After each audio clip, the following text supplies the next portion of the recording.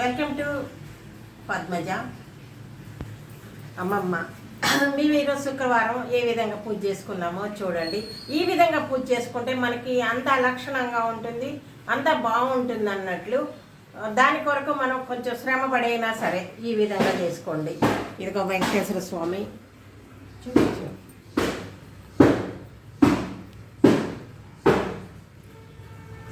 శివుడు, శివ కుటుంబం, వెంకటేశ్వర స్వామి, పద్మావతి, అలివేలు మంగమ్మ, లక్ష్మీదేవి, సరస్వతి, వినాయకుడు, అరోహర సుబ్రహ్మణ్యేశ్వర స్వామి, వారి ఇద్దరి సతీమణులు, షిరిడి సాయినాథ్, అన్నదమ్ములు ఇద్దరు, సుబ్రహ్మణ్యేశ్వర స్వామి, వినాయకుడు, సాయిబాబా. ఇవన్నీ కూడా మేము ఈ విధంగా పూజ చేసుకుని ప్రసాదము, పాయసము, అష్టలక్ష్మీదేవి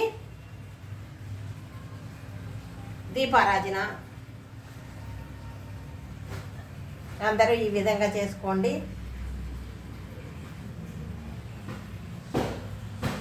ఈ విధంగా చేసుకుని 5 ఒత్తులతోటి హారతి ఇవ్వండి.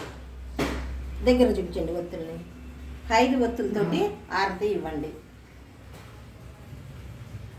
ఈ విధంగా చేసుకొని పూజ చేసుకొని లక్ష్మీదేవిని అనుగ్రహము పొందము. లక్ష్మీదేవి అనుగ్రహం పొందాలంటే ఈ విధంగా చేసుకోవాలా.